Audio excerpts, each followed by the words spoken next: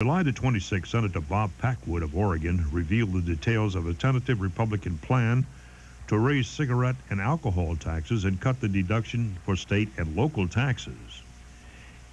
In the resulting uproar, the president took all the political heat, hiding the fact that the Democrats were still unable to get their act together on a plan of their own. As Congress left for its summer vacation, Iraq's invasion of Kuwait changed the political climate. Operation Desert Shield shored up the president's popularity ratings, potentially giving him new clout as budget talks resumed in September. Administration and congressional leaders secluded themselves at Andrews Air Force Base, hopeful that in the new atmosphere they could negotiate a quick agreement. But tempers quickly grew hot. At one point, Mr. Sununu crumpled up a Democratic offer and threw it over his shoulder. The word that permeated this whole atmosphere at Andrews was arrogance, recalls Representative Dan Rosanowski, the House Ways and Means chairman. Noting that Andrews proved more decisive than the battle of the distribution tables. There were spreadsheets, computations by the Congressional Joint Tax Committee showing how each proposal shifted relatively tax burdens among various income groups. Senator Majority Leader George Mitchell, in particular, had insisted from the beginning that the wealthiest taxpayers pick up more of the tab.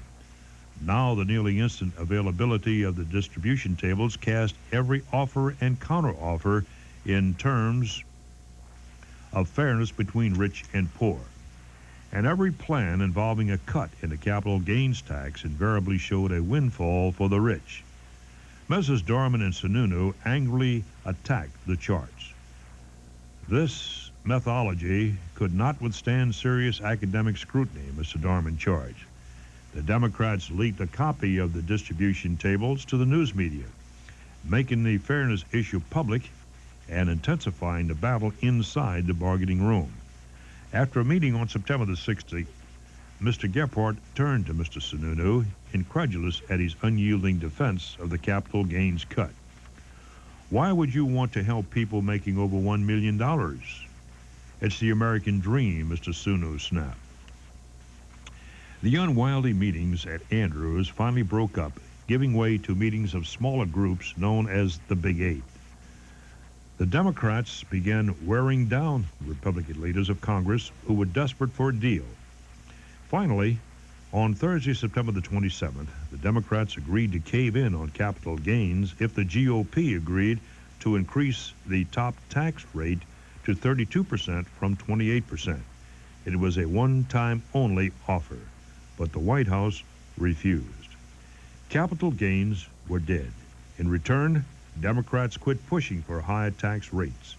At last, on Sunday, September the 30th, a budget package relying on other taxes was unveiled in the Rose Garden. It quickly proved the biggest lead balloon in town. The administration had won Medicare cuts that were too much even for Republicans to stomach. And Democrats, having raised public consciousness about tax fairness, had signed off on a plan so heavy with gasoline and alcohol taxes that the relative tax burden on rich and poor remained unchanged. The budget deal crashed and burned in the House in the early hours of Friday, October the 5th, bitterly opposed by both liberal and Democrats and conservative Republicans. House GOP whip Ned Gingrich, who had humiliated the president by leading the Republican opposition to the plan, refused to join in the salvage effort. With Democrats in control of the process, the White House was left contemplating the unthinkable, an increase in the top tax rate with no cut in the capital gains tax. The president, it appeared, was about to lose the tax war on all fronts. While the bargainers pursued a nasty public wrangle over tax rates, the White House was in an uproar. Some of the president's advisors, including Vice President Dan Quayle, were telling him to abandon Mr. Dorman's strategy, call off the talks, they told him, and launch a campaign to defeat Democrats at the polls. On Tuesday, October the 23rd, Mr. Dorman told Representative Gephardt on the phone that he was under extreme pressure to pull the plug. I think we can last until tomorrow morning, he said, but after that, the White House would refuse to keep the talks going. That same evening, Senator Bob Dole made one last discreet effort to revive the capital gains tax by cutting consulting privately with Speaker Foley. Later that evening, he went to the White House and told Mr. Bush that the effective top rate, including new limitations on deductions, was going to go above 32% anyway. It seemed to me we ought to do something for it, Mr. Dole recalls saying. We ought to get something for it. The next morning, however, Representative Gephardt called Mr. Darman, rejecting any capital gains trade-off. But the Democrats, after watching GOP candidates publicly snub their own president, decided that they had won the political battle. Better to cut a deal now, they reckon, than to give the president a chance to assume the moral high ground by blaming Congress for refusing to govern. At 6 a.m. that morning, Speaker Foley called President Bush and told him, "I think we can reach an agreement this afternoon." But there would be one more swipe at the rich.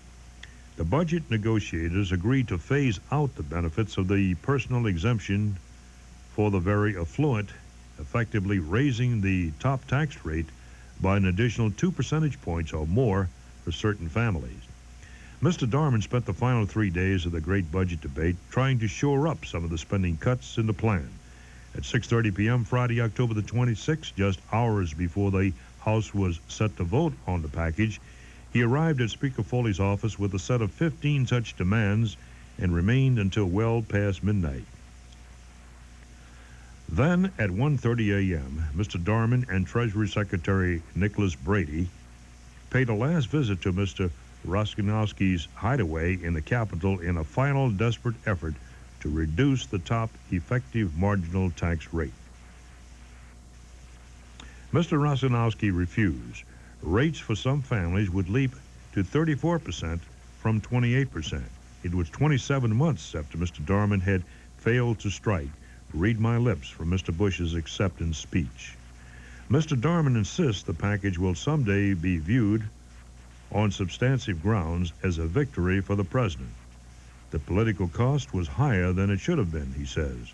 But over time, I believe this will be seen to have been the right thing to have done. In the meantime, though, the Democrats are basking in their political success. I never thought we could get higher rates without taking capital gains, says James Sasser, the Tennessee Democrat who chairs the Senate Budget Committee, and adds, Mr. Roszkowski, Democrats are not geniuses.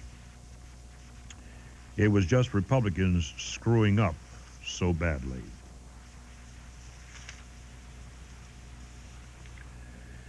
In news around the world oil demand is turning sluggish and may decline in the fourth quarter.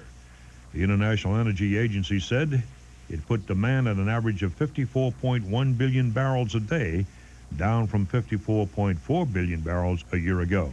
The slowdown would be welcome as world oil production is beginning to level off after surging in September and October. In the stocks, volume 168,700,000 shares, Dow Jones Industrials 2490.84, up 35.89. Transportation 842.46, up 10.54. Utilities 215.92, up 0.91. Bonds, Lehman Brothers Treasury Index 3480.93, off 0.96.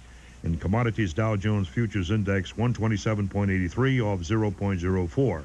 Spot Index 124.64, up 0.04. Dollar 127.69 yen, off 2.91. 1.4935 marks, off 0.0105.